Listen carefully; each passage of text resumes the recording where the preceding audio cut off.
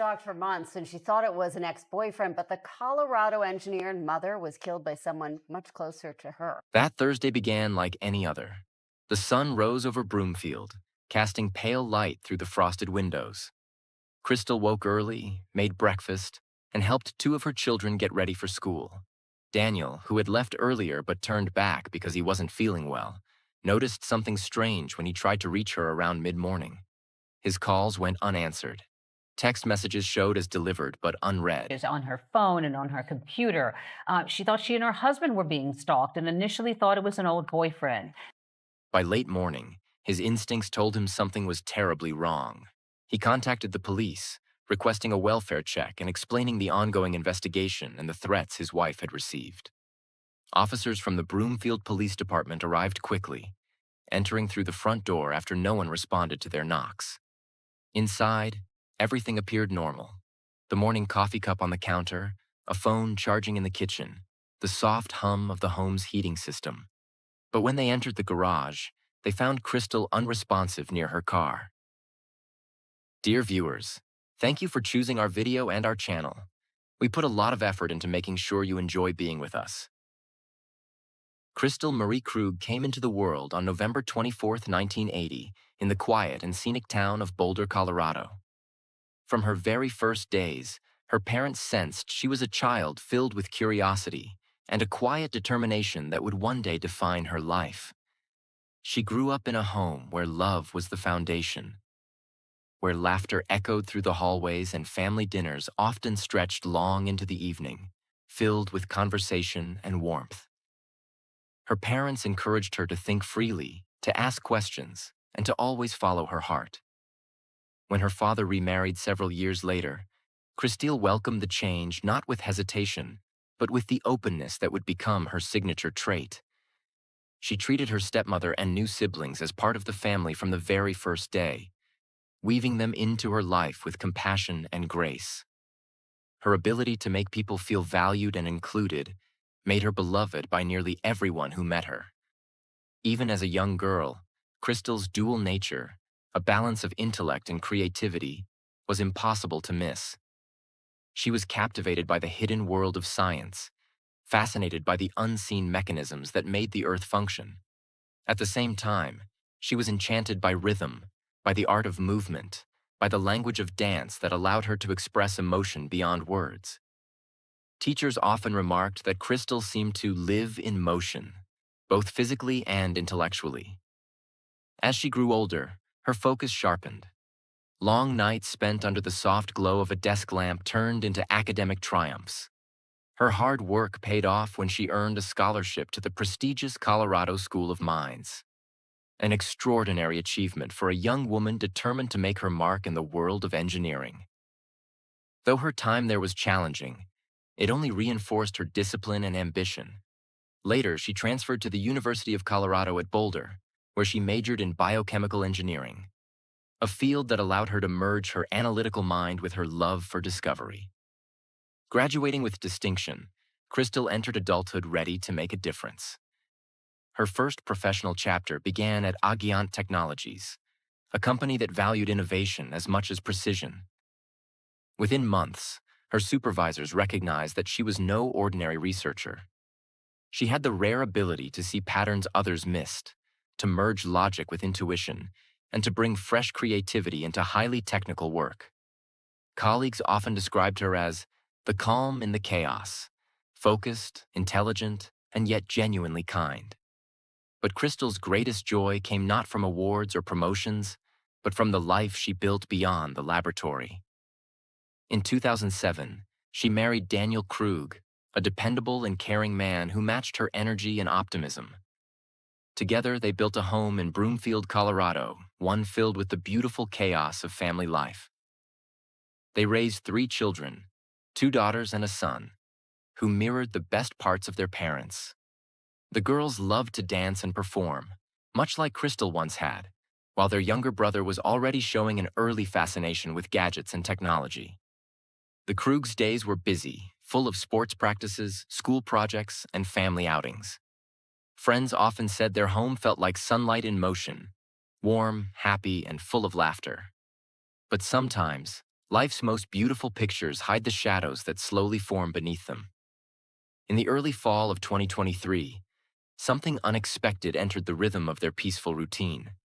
On October 2nd, Kristil received a message from someone she had not spoken to in decades. Jack Anthony Holland, an old boyfriend from before college.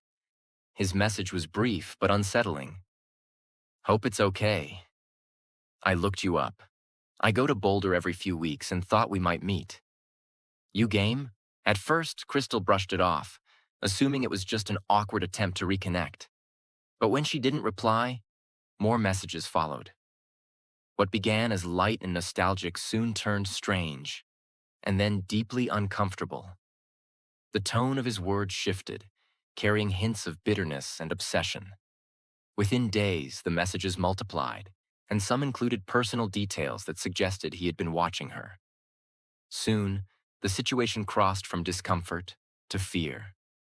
He began sending photos that implied surveillance, images of her husband, Daniel, near his workplace, cryptic references to her children's schedules, even messages implying he knew her whereabouts at specific times. The realization hit her hard. This was no coincidence. The emails started coming from different accounts, some under the name @Holland. Others were even more disturbing. Fake online ads that used Kristil's name, phone number, and photo, designed to humiliate or endanger her. Strangers began contacting her, referencing things she'd never posted, confirming that the harassment was expanding beyond her control.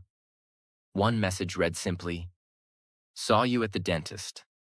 Another, far more ominous, said, "I'll get rid of him and then we can be together." So easy, each word struck her like a chill down her spine. Sleep became difficult. Every sound outside the window made her heart race. Still, she refused to let fear consume her. Instead, she did what she had always done. She acted with intelligence and resolve. She went to the police, saving every piece of evidence. The texts, the emails, the photos. Detective Andrew Martinez was assigned to her case and immediately recognized the gravity of the situation. His notes described her as alert, anxious, but determined. She was doing everything right, cooperating, documenting, and protecting her family as best she could. Yet as October unfolded, things only grew worse. The messages came at all hours, morning, night, during her children's school events, each one more invasive than the last. What frightened her most was that she had never given Holland her current phone number or email address. Somehow he had found them anyway. It was as though the boundary between her private life and the outside world had dissolved. Friends noticed her growing exhaustion, the way her once bright smile had faded into something guarded and tired. And though she tried to maintain normalcy for her children's sake, there were moments when her eyes betrayed the fear she worked so hard to hide. By mid-October 2023, Kristil Krug's life had shifted from harmony to high alert, a quiet storm no one could see from the outside. Kristil believed that silence would be her strongest boundary, that ignoring him would make him lose interest and fade into the past where he belonged. But instead of cooling his obsession, her quietness seemed to ignite it. The messages continued, growing more frequent, more unpredictable. Some came from unfamiliar phone numbers that didn't match any public listing, while others appeared from untraceable email accounts with strange, cryptic subject lines. It was as if someone were trying to communicate from behind a curtain, watching her reactions in real time. At first, she tried to rationalize it. Maybe it was a prank. Maybe someone was impersonating him. But as the weeks unfolded, the pattern became undeniable. Holland wasn't guessing about her life. He knew things. He mentioned stores she'd recently visited, places she'd parked her car, and once referenced a charity event her daughter had attended. Details that were never shared online. That realization sent chills through her. Investigators later determined that Holland had likely spent months digging through old online records. Now going above and beyond to really find me. And then when I didn't respond, and you'll see, so this is on Monday at 1, and when I don't respond, then immediately the next day it just But Holland had pieced it together meticulously. Kristil told detectives she believed he was somewhere in Colorado, possibly near Boulder or its surrounding towns. His first message had casually mentioned that he came to Boulder every few weeks, which hinted he was closer than anyone wanted to believe. But Holland remained elusive. He had no fixed address, no clear employment record, and no stable online presence. Every lead was like smoke, visible for a moment, then gone. A paid background search Kristil purchased online showed vague records scattered across the state. Small towns, P.O. boxes, temporary rentals. Nothing permanent, nothing solid. It painted the picture of a man always moving, always drifting, yet somehow always within reach. As October gave way to colder days, Kristil's fear settled into her daily life. She described to investigators a constant sense of unease, scanning mirrors, checking behind parked cars, hesitating before unlocking her front door. At work, she noticed herself glancing toward the windows more often, half expecting to see a face in the reflection. Even when she tried to distract herself with family routines or music, her thoughts kept circling back to one truth. Someone out there had decided to invade her peace. She reminded herself again and again that fear was part of his plan, that the goal of harassment was control.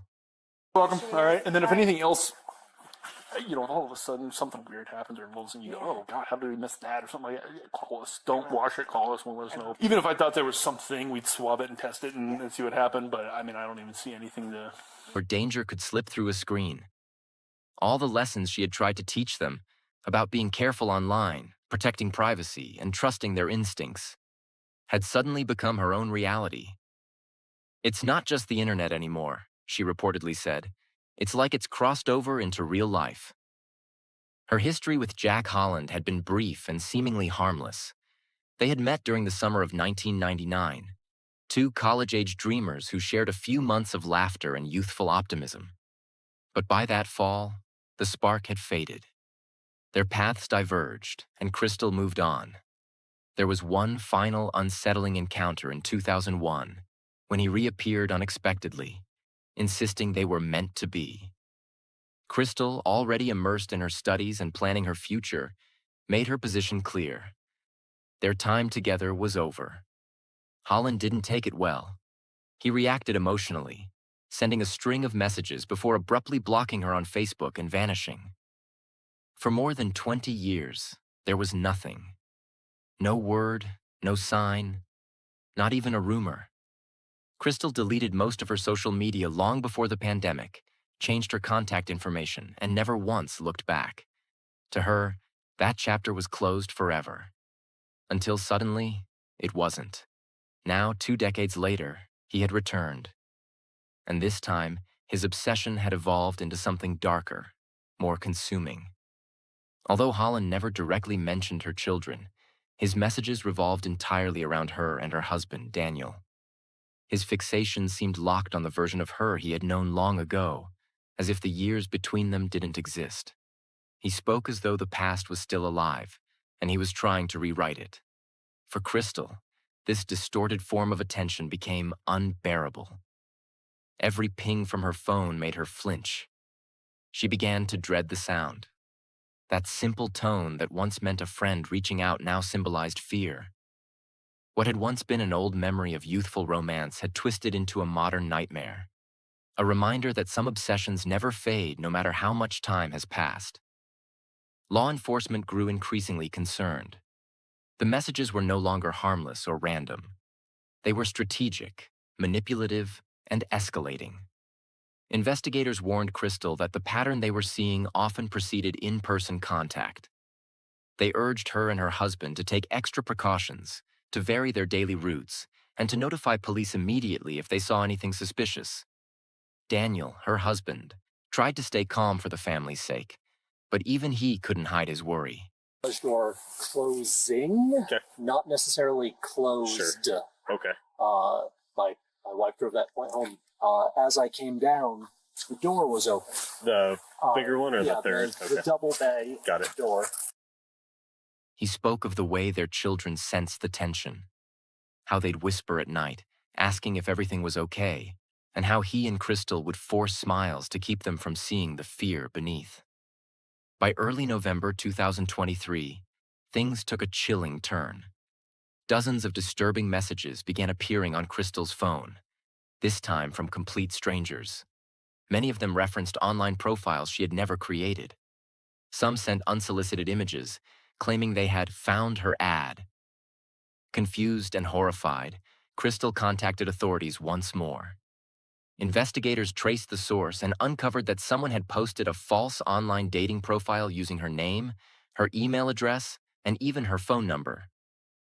The fake ad included fabricated personal details, a cruel attempt to distort her identity and invite harassment from others. The digital trail led back to a Gmail account that, after forensic review, was confirmed to belong to Jack Holland. Kristil and Daniel Krug decided it was time to take serious measures. Together, they upgraded their home security system, adding additional motion sensors and high-definition cameras around the perimeter. Daniel replaced every lock on the property with reinforced versions, and the couple even discussed whether they should temporarily relocate until the threat subsided. Kristil, organized and analytical as ever, began keeping what she called her stalker log, a detailed, time-stamped record of every event connected to the harassment. She recorded text messages, email timestamps, license plate sightings, and even small changes in her daily environment that felt out of place. It wasn't just a notebook. It became a testament to her determination to fight back through documentation and logic rather than fear. At the same time, she hired a licensed private investigator to help trace Holland's movements. The investigator, a former law enforcement officer with years of experience tracking digital behavior, cross-referenced phone records, vehicle registrations, and surveillance databases. Meanwhile, undercover officers from the Broomfield Police Department discreetly patrolled near the Krug home, watching for any sign of the stalker. Still, progress was slow. The private investigator reported scattered leads, possible addresses for Jack Holland in Utah, Idaho, and even northern Colorado, but none could be confirmed. Each potential sighting led to another dead end.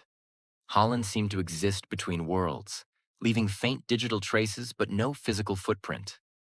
Detective Andrew Martinez, who had been assigned to the case since the beginning, became the Krug family's main point of contact. Calm, measured, and deeply empathetic, he explained the difficult reality of such cases. Without direct digital evidence tying Holland to the accounts that sent the threats, prosecution would be nearly impossible. Every legal step had to be precise. If a single piece of evidence was collected incorrectly, the entire case could collapse.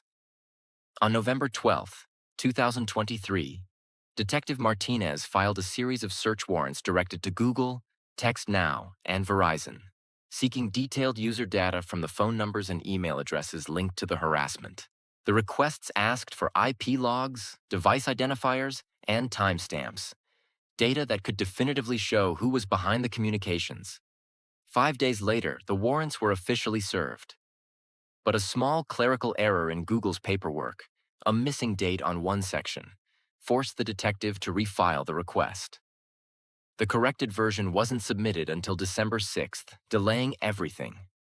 By then, Google had not responded, and the other companies were still processing their own requests. Martinez noted in his report that these types of delays were, unfortunately, common.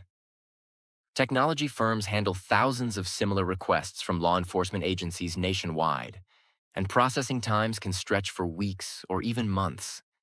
For Kristil and Daniel, however, every extra day felt like an eternity. As November faded into December, the atmosphere inside the Krug home grew heavier. Each family member carried their own version of fear. Daniel tried to stay positive for the children, but even he began checking the locks multiple times a night. The kids, once carefree and talkative, started asking subtle questions. Why are there cameras everywhere? Or, why don't we visit the park anymore? Kristil tried to reassure them, though her own anxiety was impossible to mask. And then came the morning that would change everything. That Thursday began like any other. The sun rose over Broomfield, casting pale light through the frosted windows. Kristil woke early, made breakfast, and helped two of her children get ready for school. After waving them off, she returned home just after 8 a.m., planning to catch up on work emails before a scheduled meeting with Detective Martinez later that morning. Moments later, everything shifted. Daniel, who had left earlier but turned back because he wasn't feeling well, noticed something strange when he tried to reach her around mid-morning. His calls went unanswered. Text messages showed as delivered but unread. At first, he assumed she was busy, but as the hours passed, silence gave way to dread. By late morning, his instincts told him something was terribly wrong. He contacted the police, requesting a welfare check and explaining the ongoing investigation and the threats his wife had received. He also mentioned that Kristil was supposed to meet Detective Martinez that day to review updates on the warrants. Brookfield Police! Brookfield Police!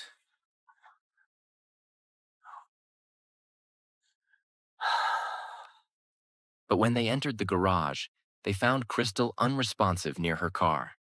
Paramedics were called immediately. Despite all efforts to revive her, she was pronounced deceased at 12:43 p.m. The discovery sent shockwaves through the community. Within hours, police cordoned off the area and began what would become one of Broomfield's most carefully scrutinized investigations in recent history. At the scene, detectives noticed troubling details. There were no signs of forced entry and no defensive injuries, suggesting she never had a chance to react. A legally owned firearm, registered to Kristil, was found nearby, but it appeared untouched. More concerning, several components of the family's security system had been tampered with. The new garage camera was discovered covered with dark adhesive tape, and the Ring doorbell camera at the front entry had been disabled. When investigators canvassed neighboring houses, no one reported hearing anything unusual. Surveillance footage from nearby homes and traffic cameras showed no unfamiliar vehicles entering or leaving the area during the critical time window. Whoever had approached the property had done so with precision and knowledge. Someone who understood exactly where the cameras were and how to avoid detection. Detective Martinez, who arrived at the scene personally, documented the findings with grim focus. It was clear from the outset that this was not a random act of violence. This was targeted, deliberate, and chillingly calculated. The tragic endpoint of months of fear and harassment that Kristil had tried desperately to prevent. The news spread quickly across Broomfield. Friends, neighbors, and co-workers gathered outside the Krug residence, leaving flowers and notes of condolence. Kristil was remembered not only as a brilliant engineer, but as a mother whose kindness and optimism seemed unshakable, even under threat. Her story resonated deeply. A modern tragedy that reflected how technology and obsession can intertwine in dangerous ways. In the early stages of the investigation, all focus turned toward Jack Holland, the man Kristil had identified as her stalker. His name appeared repeatedly in her reports, emails, and journal entries. Every piece of circumstantial evidence seemed to lead back to him. The online impersonation, the threatening messages, the false dating profiles. But when detectives located Holland several days later, what they found left them stunned. He had a verifiable alibi. Holland had been living a quiet life in Utah, hundreds of miles away from the chaos unfolding elsewhere. He went to work, kept to himself, and rarely spoke about his past. When investigators first looked into his name, they believed they had found their culprit. The digital trail seemed undeniable. Messages, emails, even dating profiles had all been traced to his supposed identity. Yet when police dug deeper, the truth came out like a slow, chilling realization. None of it had come from him. Phone records proved beyond question that Holland had not contacted Kristil for months. Every text, every supposed declaration or threat had been fabricated. The digital fingerprints pointed elsewhere. Someone had been methodically impersonating him, using his name, his likeness, and his past relationship with Kristil to weave a false narrative. The question that hung in the air like smoke was simple and terrifying. If not Holland, then who? When the truth began to emerge, it stunned both investigators and the Krug family. For nearly a year, everyone had accepted that Holland was the mysterious harasser tormenting Kristil. Even she had been convinced. The story made sense. A jealous ex trying to intrude on her new life. But no one had considered that the person behind the screen might be someone far closer than anyone could imagine. When detectives informed Daniel Krug that Holland had a verified alibi, his reaction was off. There was no relief in his tone, no surprise. Instead, he made an odd suggestion. Maybe, he said, his wife had been unfaithful. His voice was flat, his words tinged with sarcasm. One investigator later recalled how Daniel smirked and muttered something strange under his breath. "It's always the husband." That offhand comment would soon echo with grim accuracy. Investigators began re-examining the technology behind the harassment.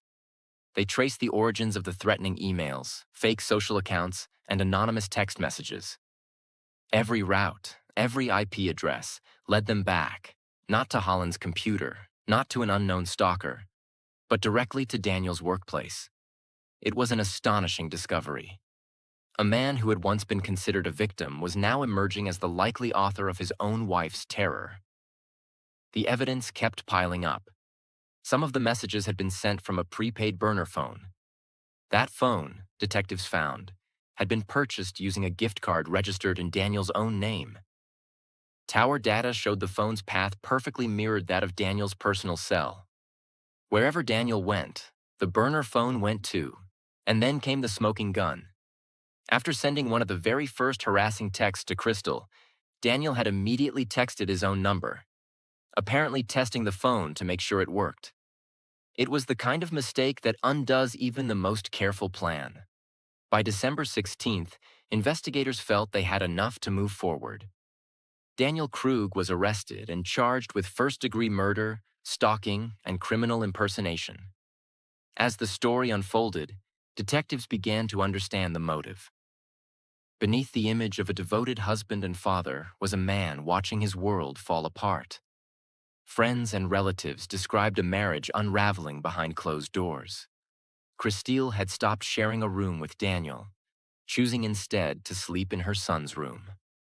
She told her mother she no longer felt safe or loved, and that she planned to leave. She had even begun documenting her concerns, collecting messages and screenshots as evidence to help her seek full custody of the children. Daniel, aware of her intentions, grew increasingly angry. To those who knew him, the change was subtle but clear. His charm had curdled into bitterness. Detectives discovered another disturbing layer. Before the incident, Daniel had spent hours online researching topics that hinted at planning and control. He had studied how digital tracking worked, how to mask IP addresses, and how to simulate the behaviors of another user. He had gone so far as to create fake email accounts, writing to his wife as if he were her ex-boyfriend, trying to frighten her and make her emotionally dependent on him again. The stalker that everyone feared was never real. It was Daniel himself, orchestrating a campaign of fear to manipulate the woman he claimed to love. But when police began to intervene, his carefully built illusion began to unravel. What had started as psychological control spiraled into something darker. The morning of the attack, Daniel altered his usual routine. He left home later than normal, and in a detail that caught detectives' attention, his dash cam had been turned off. Before leaving, he disabled the home security cameras and covered the doorbell lens with blue painter's tape. A deliberate attempt to erase time and presence. Later that same day, he used Kristil's phone to send text messages suggesting she had been unfaithful, attempting to create a false narrative for whoever might come looking.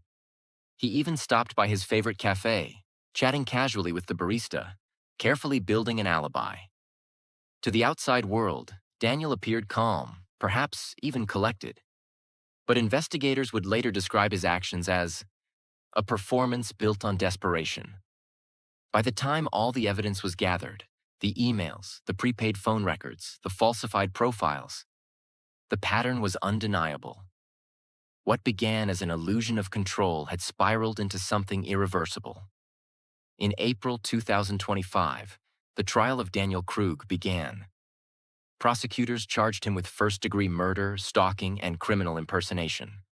The courtroom was filled with tension as both sides presented their cases. The defense insisted there was no direct physical evidence linking Daniel to the killing. No DNA on the body, no blood in his vehicle, and even traces of unidentified DNA on the tape that had covered the camera lens. They accused investigators of mishandling digital evidence, arguing that files had been corrupted and that timelines didn't perfectly align. But prosecutors countered with a narrative that was airtight in its digital precision. The trail of evidence was impossible to deny. Every digital footprint, every email, every burner phone call, every transaction traced back through a prepaid gift card, told a story that could no longer be twisted or ignored. It was as if the devices themselves were speaking, revealing a timeline that stitched together lies, manipulation, and control. Detectives had meticulously pieced together Daniel Krug's online world, a dark web of deceit crafted with precision. The internet searches alone painted a chilling portrait, not of curiosity, but of careful, deliberate intent. Investigators said it was like reading the diary of a man who believed he could outsmart both technology and truth. Yet in the end, the very systems he used to manipulate others became the ones that testified against him. The prosecution's case was clear and devastating. They argued that Daniel had built an invisible enemy, a phantom stalker, to torment his wife emotionally.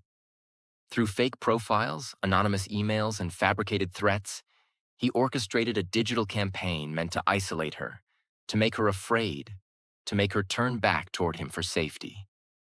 But when that illusion collapsed, and when Kristil began breaking free from his control, Daniel made a choice that would destroy everything: his marriage, his freedom, and the lives of his children. The defense tried to cast doubt, suggesting the investigation had been biased or incomplete, but the evidence was too strong. The burner phone had been purchased with a card tied directly to Daniel. The tower pings aligned perfectly with his commute. The emails had come from his work computer. It was all there. The pattern of a man who thought he could play both victim and villain and get away with it. On April 18th, 2025, the courtroom was silent as the jury returned with their decision. After weeks of testimony, hundreds of exhibits, and countless hours of analysis, the verdict was read aloud. Guilty on all counts: first-degree murder, stalking, and criminal impersonation. Daniel Krug sat motionless, his expression unreadable, as the weight of the words settled into the room. The sentence followed swiftly: life in prison without the possibility of parole. He was later transferred to the Sterling Correctional Facility in Colorado, a high-security institution where he would spend the rest of his days. For many, the verdict represented justice. Yet for those who had loved Kristil, it could never bring true closure. Justice, they said, could not fill the space she once occupied. It could not replace her warmth, her laughter, or the way she had fought to create a safe and loving home for her children. Kristil's father spoke publicly after the sentencing, his words measured but heavy with heartbreak. Daniel's actions were pure, selfish evil, he said quietly. He took from our family something that can never be returned. Our grandchildren lost both parents, one to violence, the other to the consequences of his own deceit. Reporters noted that even those who had once known Daniel as a friend struggled to reconcile the man. They thought they knew with the truth revealed in court.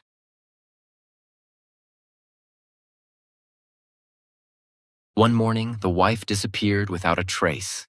Her absence sent shockwaves through the community, sparking frantic searches and raising questions that no one could yet answer. Her husband claimed she had gone for an early morning run, something she did regularly.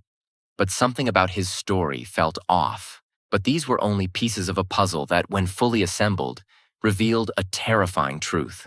The story would forever leave a haunting impression, echoing the heartbreaking reality that sometimes the people we trust the most can lead us down a path of unimaginable darkness. A woman who refused to submit to her partner's controlling, repressive rules. She sought her freedom, a life without the suffocating restrictions placed upon her by her partner. Tragically, her rebellion against this abusive dynamic cost her everything: Her life was cut short, and the question that lingers is whether there was a clear pattern of abuse in this family, or whether the public simply needed someone to blame, someone to hold responsible for this senseless tragedy. Was the husband truly an abuser, or was he painted as such to provide an easy answer for the wife's murder? It all started in the town of Cary, North Carolina, USA. Cary is the kind of place where people feel so secure that, after living there for a while, they stop locking their cars, and some even leave their front doors unlocked. It's a town devoid of crime, with no visible racial tensions, great schools, smooth roads, and friendly neighbors who always greet each other with a smile. This seemingly idyllic town was the place Brad and Nancy Cooper chose to build their life, raise their family, and pursue happiness. To the outside world, the Coopers appeared to have it all. Brad was a smart and successful IT engineer, and Nancy was everything you'd expect in a loving, dedicated mother. She was athletic, beautiful, lively, and devoted to her 2 young daughters. Together, Brad and Nancy led a quiet, peaceful life. Or so it seemed. Brad focused on his work, while Nancy took care of the household and the children. A former competitive runner, Nancy made a point of staying in great shape and taking care of her health. But beneath this perfect exterior, something much darker was brewing, something that would ultimately lead to unimaginable heartbreak. July 12, 2008, started out like any other Saturday morning for the Cooper family. Nancy went out for her usual morning run, something she did regularly as part of her commitment to staying fit. But on that day, she didn't come back. What followed was a series of events that were disturbing, perplexing, and filled with unanswered questions.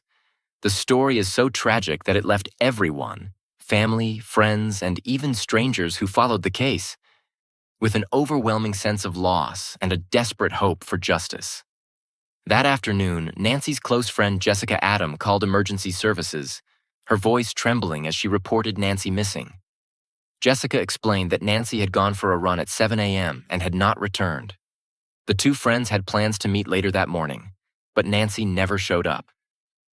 Jessica had been trying to reach her friend for hours, calling both Nancy's cell phone and her home phone, but received no response. Meanwhile, Brad, who was at work, appeared unconcerned by his wife's disappearance.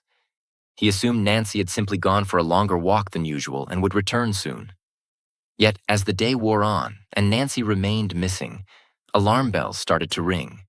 In trying to understand where Nancy might have gone, we need to look more closely at the history of the Cooper family. Perhaps by examining the past, we can uncover some answers, some clues that might explain the tragedy that unfolded. Nancy Rentz was born on October 25, 1973, into a family that prided itself on loving and supporting others. In the 1960s, Harry Renz and Donna Audrey, both graduates of the University of British Columbia, decided to marry and build a life together. They eventually had 4 children, a son, Jeff, and 3 daughters, Krista, Jill, and Nancy. The family lived in Edmonton, Alberta, and Harry and Donna raised their children in a home filled with warmth, love, and encouragement. In 1988, Harry and Donna started an employment agency, helping individuals in Alberta with life management skills, job training, and employment services. They were a family deeply rooted in community and service, offering help to others while nurturing a supportive environment for their children. In 1998, when Nancy was just 25 years old, she met Brad Cooper in Calgary. He was tall, dark-haired, and exuded a calm, steady presence, qualities that immediately drew her in. But it wasn't just Brad's looks that captivated Nancy. It was his reliability, his unwavering demeanor, and his ability to remain grounded even in stressful situations. Nancy, in contrast, was vibrant, tall, blonde, and physically fit. She had a quiet charisma that lit up a room, a quality that piqued Brad's interest. The mutual attraction quickly blossomed into a serious relationship. Their romance moved fast. When Brad was offered a prestigious job at Cisco Systems in Raleigh, North Carolina, he asked Nancy to move with him. Wanting to be together and recognizing the difficulties that immigration would pose, They decided to marry in the fall of 2000, speeding up their marriage plans originally set for 2002. Their union, while on the surface driven by love, was also tied to the practicalities of moving across borders. However, it seemed like a logical next step for two people in love, ready to build a life together in a new country. Once in North Carolina, Brad's career took a sharp turn for the better. He quickly made a name for himself as a networking expert, working as an engineer and architect. With his career taking off, the Coopers lived a comfortable and successful life. Brad's accomplishments were impressive. He specialized in integrating internet technologies and phones, becoming one of just 152 experts in his field globally. This expertise secured the couple's financial stability, allowing them to enjoy a comfortable suburban life.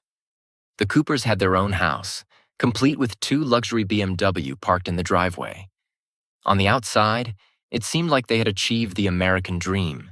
But inside their home, Nancy's life told a different story. Although she had moved to the U.S. to be with Brad, her dreams and ambitions were put on hold. Nancy, still a Canadian citizen, was unable to work legally without a permit. The immigration system that had allowed her to move with Brad now confined her to the role of a stay-at-home mom. And while she loved her daughters, Bella, born in 2004, and Katie, born in 2006, Nancy longed for something more. She wanted a career, a purpose beyond being a wife and mother. The neighborhood saw Nancy as a loving, attentive mother. She was frequently spotted at the local playground, playing with her daughters and engaging with other moms. She was deeply involved in her children's lives, and to an outsider, it seemed like she had everything. But internally, Nancy struggled. She had once been a competitive runner, training to compete in the Olympics before a knee injury shattered that dream. Even after her Olympic hopes faded, she remained passionate about running, participating in marathons and helping others find joy in the sport. Running was her release, her connection to the part of herself that hadn't yet faded. However, Brad, an introvert, disliked Nancy's growing social circle. Her friendships with other runners, her involvement in races, and the joy she derived from those relationships irked him. As Nancy continued to build a life for herself outside of the home, through her running community and her friendships, the cracks in her marriage to Brad began to show. Friends close to the couple noted that their relationship had issues from the beginning, but Nancy rarely spoke openly about their problems.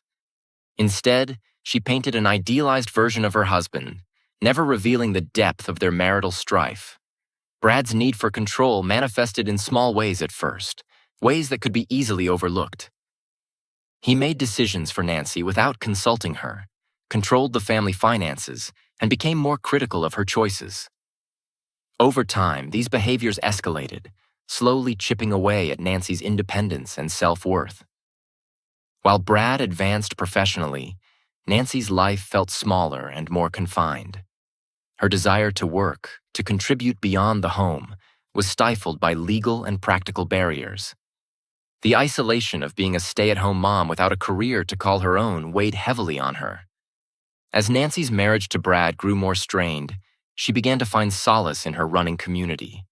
Running was one of the few things she still had control over, and it connected her to people who valued her for more than just being Brad's wife or Bella and Katie's mom.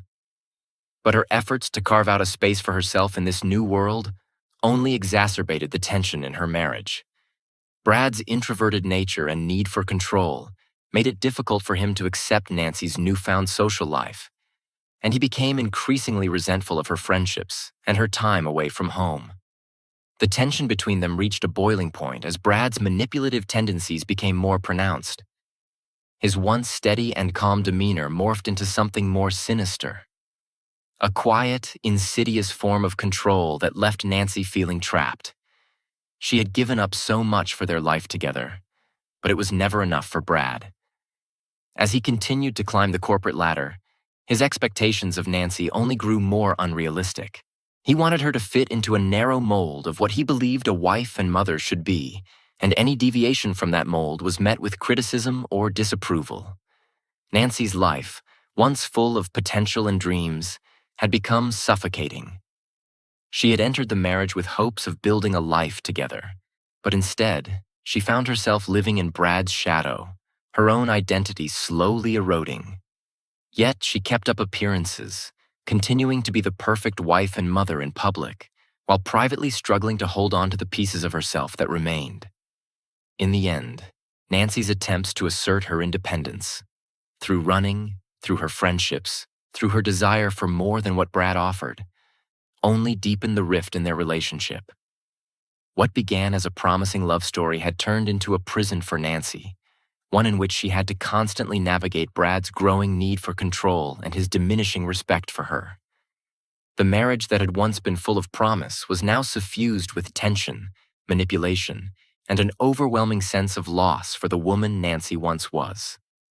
Things took a darker turn in Nancy Cooper's marriage when she discovered that her husband, Brad, had been unfaithful with someone she considered a close friend.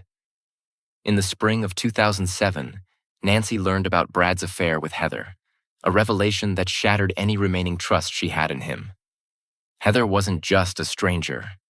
She was someone from Nancy's inner circle, which made the betrayal all the more painful. At first, Brad denied the affair, sticking to his story for months, but the truth eventually came out. On New Year's Eve, during what should have been a celebratory time, Brad confessed to the affair but minimized it, claiming it had only happened once, as if that fact somehow softened the blow.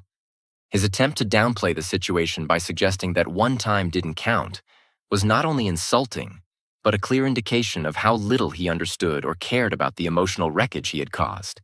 In an attempt to salvage their marriage, the couple decided to try therapy. But during those sessions, Brad's lies unraveled even further. He admitted that the affair had been ongoing for a long time and that he had kept it from Nancy in a desperate attempt to maintain their image of a normal family. This second confession broke whatever fragile bond was left between them. The betrayal was too deep, the trust too fractured. Therapy, instead of saving their marriage, only revealed more secrets, and they eventually decided to separate. It became clear that their relationship had reached its endpoint. As part of their separation, the couple agreed to sell their home and divide their assets. Nancy planned to move back to Canada with their daughters, Bella and Katie, hoping to start fresh with the support of her family. Her dreams of returning to her homeland offered her a chance at rebuilding her life, far from the heartbreak and suffocation she felt in North Carolina. But Brad wasn't willing to let her leave so easily, especially when it came to their children. He had no intention of giving up custody or allowing the girls to move to Canada with their mother. What had started as a bitter end to their marriage turned into a custody battle. Brad, fueled by resentment and a need to maintain control, took drastic steps to prevent Nancy from leaving. In a calculated move, Brad canceled Nancy's credit cards, cutting her off financially. Without access to funds, Nancy was trapped. Alone in a foreign country, without money and with 2 young children to care for, Nancy faced a daunting and isolating reality. Brad's actions left her vulnerable, with no clear way out. Her once promising life had now become a struggle for basic survival. It was in the midst of this escalating turmoil that Nancy disappeared. When word spread about the Coopers' rocky marriage and impending separation, friends, neighbors, and the authorities immediately turned their suspicions toward Brad. The timing of her disappearance was too coincidental, given the bitter conflicts over their children and the power Brad still held over her life. Nancy's parents, Harry and Donna Renz, were devastated when they received the news that their daughter was missing. They knew she had been planning to return to Canada with her daughters, but now they were gripped by fear. In the hours following Nancy's disappearance, police arrived at the Cooper household to question Brad. His account of the morning raised more questions than answers. According to Brad, Nancy had woken up earlier than usual on Saturday and left for a run with a friend. Brad claimed that she hadn't taken her cell phone or house keys with her, a detail that struck the police as odd. Nancy was a seasoned runner, training for a half marathon, and she had a set routine. She usually met her running partner at a nearby coffee shop before starting her jog. Yet, according to Brad, she had deviated from this routine on the day she disappeared, choosing to run on an unfamiliar path without notifying anyone. The more the police probed, the more skeptical they became of Brad's story. No one had seen Nancy leave that morning. In fact, the last time anyone other than Brad saw her was the previous evening when she was visiting a friend across the street. There were no witnesses to confirm Brad's claim that Nancy had left the house at 7 a.m., and no one saw her jogging in the neighborhood that day. Suspicion grew as the hours passed, and friends and family began to fear the worst.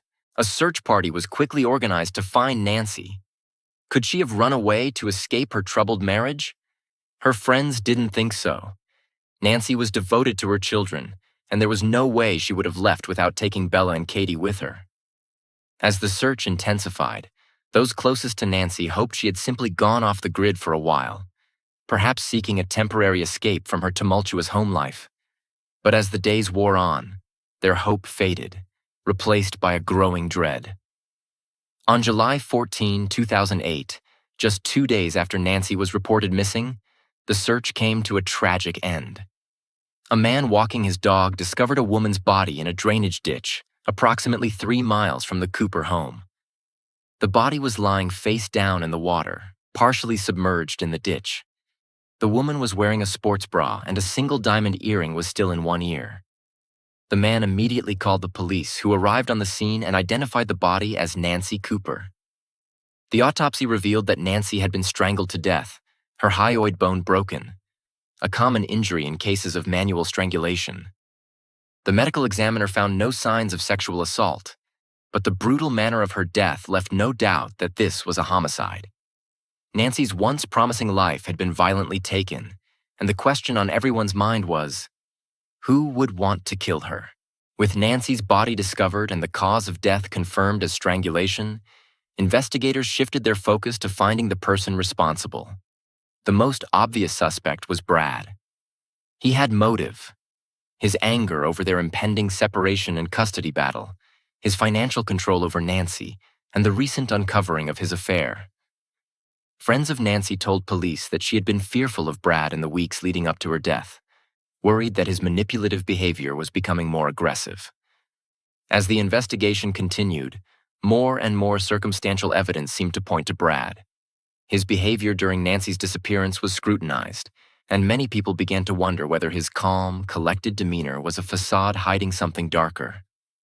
The unraveling of the Cooper marriage, marked by infidelity, control, and bitterness, appeared to have culminated in an unspeakable tragedy. But proving Brad's guilt would require more than suspicion. It would require concrete evidence that could link him to the murder of his wife. When police first interviewed Brad Cooper on the day his wife Nancy went missing, they observed several small red marks and scratches on the back of his neck. This detail was noted in the police report but left unexplained. Brad didn't offer a reason for the scratches, and investigators didn't press him for one at that moment. Nonetheless, this seemingly minor observation would later become a piece of the puzzle in the investigation into Nancy Cooper's mysterious disappearance and death. Another significant point was that no one, other than Brad, had seen Nancy after she left the Friday night party at a neighbor's house, which she attended alone. In the early stages of their investigation, Brad Cooper naturally became their primary focus.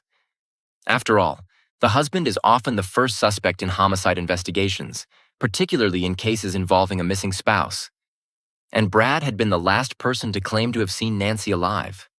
The tension between the couple's recent marital issues, marked by Brad's affair and the couple's pending separation, only intensified the scrutiny on Brad.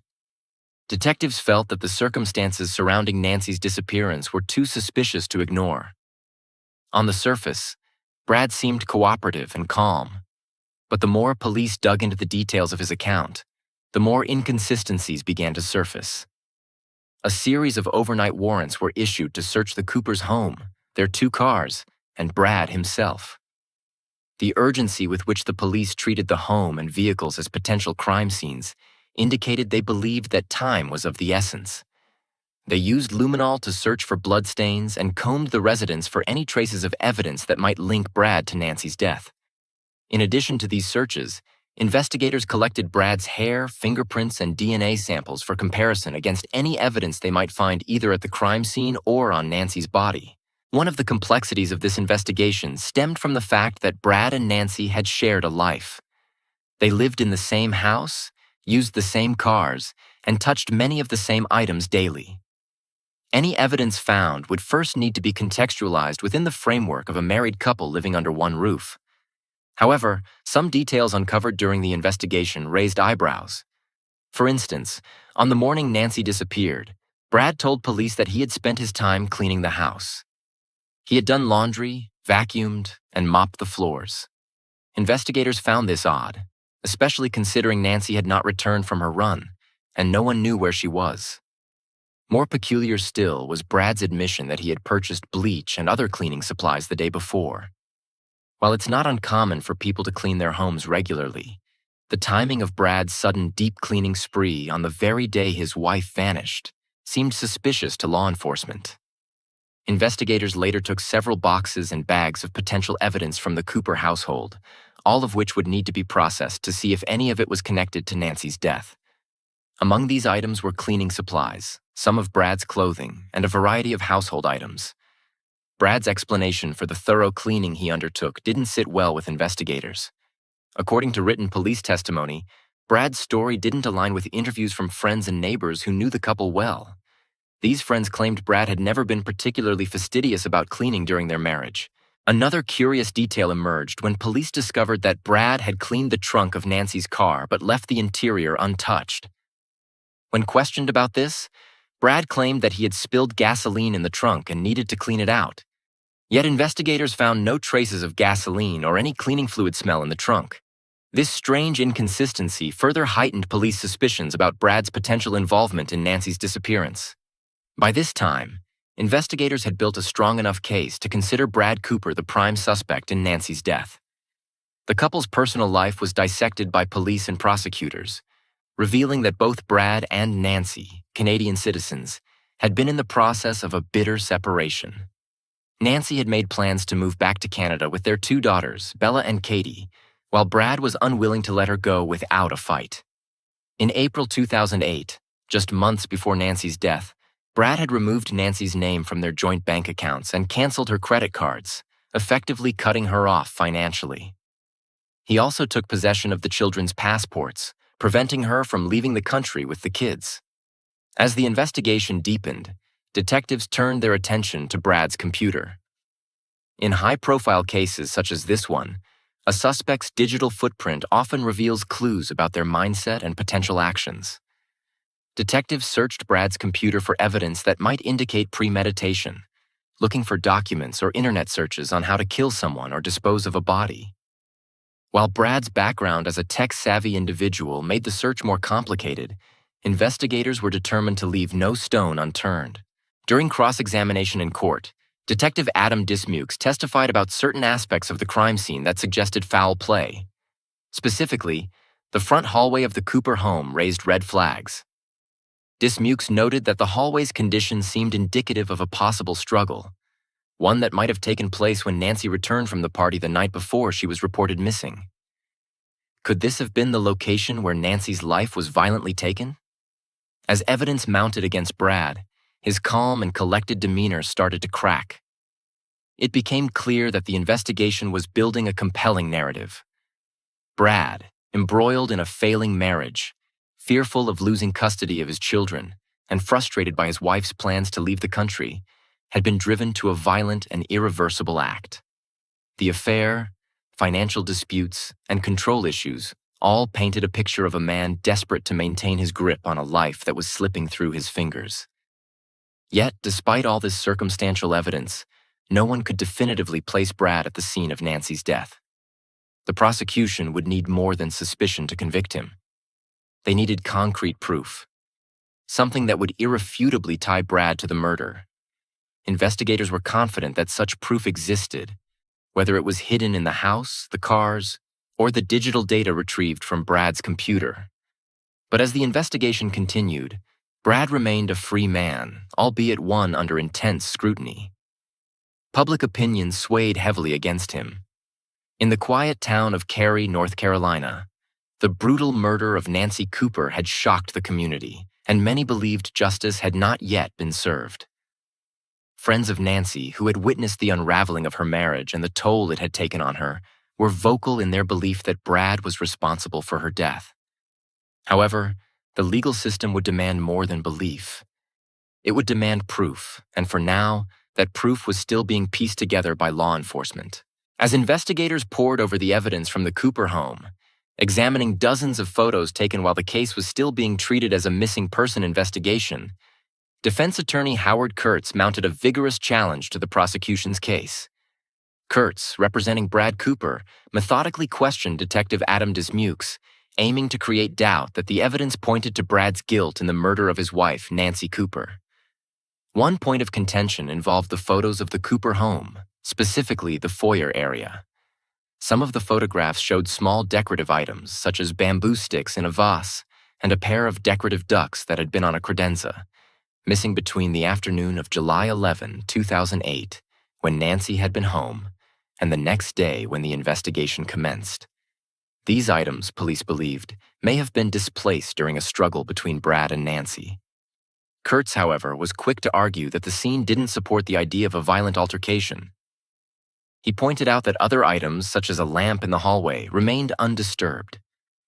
There were no scuff marks or obvious signs of a struggle on the floor. Additionally, Kurtz emphasized that many other objects in the house had not been touched. The glass coffee table in the living room, for example, was intact, with no signs of disarray. Similarly, the couple's home office, including the computer equipment that Brad used regularly, was undisturbed. This careful line of questioning aimed to weaken the prosecution's assertion that a struggle occurred in the home, suggesting instead that the house remained in normal order. Despite the defense's effort to cast doubt on the evidence, the prosecution argued that the signs were clear. During a later interview, Brad Cooper acknowledged that he felt the investigators had already marked him as their prime suspect. Based on police testimony, Brad had strangled Nancy in their home on the morning of July 12, 2008, after she returned from a neighbor's party. He then transported her body and dumped it a few miles away, where it was later discovered. "I believe Nancy Cooper came home early on the morning of July 12, and Mr. Cooper killed her," Detective Dismukes testified, summarizing the police's theory of the crime. With enough circumstantial evidence in hand, Brad Cooper was arrested in October 2008, over 3 months after Nancy's body was found in a drainage ditch, approximately 3 miles from their home in Cary, North Carolina. His trial, however, did not begin until more than 2 years later, in March 2011, during which both the prosecution and defense presented their cases in a trial that would stretch over 36 days. The prosecution leaned heavily on circumstantial evidence, bolstered by testimony from friends and family who detailed Brad and Nancy's turbulent marriage. Brad, they argued, had become increasingly controlling and abusive as the couple's relationship deteriorated. Nancy, who had once been financially dependent on Brad due to her inability to work in the United States without a visa, was gradually seeking independence. She had expressed a desire to return to Canada with their 2 daughters and start over, away from the crumbling marriage and Brad's manipulative behavior. The prosecution also pointed to Brad's affair as a motive. Brad's infidelity, which had initially come to light in early 2007, had rocked the marriage, and while the couple had attempted therapy, the damage had already been done. Nancy's friends testified that she had planned to divorce Brad and return to Canada with the children, but Brad's desire to control the situation and prevent her from leaving boiled over. According to the prosecution, Brad's increasing frustration, fear of losing his children, and the prospect of an expensive divorce led him to commit murder to solve his problems once and for all. The prosecution's case was bolstered by digital evidence from Brad's computer. 2 FBI agents, Special Agents Gregory Johnson and Chris Chappelle, testified that Brad had conducted internet searches for maps of the exact area where Nancy's body was found. This discovery was pivotal in convincing the jury that Brad had not only killed his wife, but had planned how to dispose of her body in a place he believed would be difficult to find. Jury foreman Andy Gilbert later revealed that this testimony was critical in helping the jurors connect the dots. The evidence presented by the FBI agents made a lot of the other circumstantial evidence more relevant and credible. Gilbert said after the trial, "Nearly 100 witnesses had testified, and the trial spanned over a month as prosecutors painstakingly laid out their case that Brad, an angry and frustrated man, had coldly and calculatingly murdered his wife in the early hours of July 12, 2008. According to prosecutors, Brad had been having affairs with several women at the time of Nancy's death, including a neighbor. Nancy, on the other hand, had been trying to escape the marriage. Court documents revealed that Brad had attempted suicide multiple times as a teenager, and again more recently in the winter before Nancy's death. Throughout the trial, Brad Cooper maintained his innocence, but it took the jury of 10 women and 2 men 10 hours to reach a unanimous verdict of first-degree murder. On May 5, 2011, Brad was sentenced to life in prison without the possibility of parole. It marked the conclusion of Wake County's longest non-death penalty murder trial. Brad Cooper's defense team firmly believed that they had a strong case for appealing his conviction. They argued that crucial evidence was withheld from the jury, particularly regarding Brad's laptop. According to the defense, the laptop had been tampered with, possibly compromising the digital evidence that played a significant role in the prosecution's case.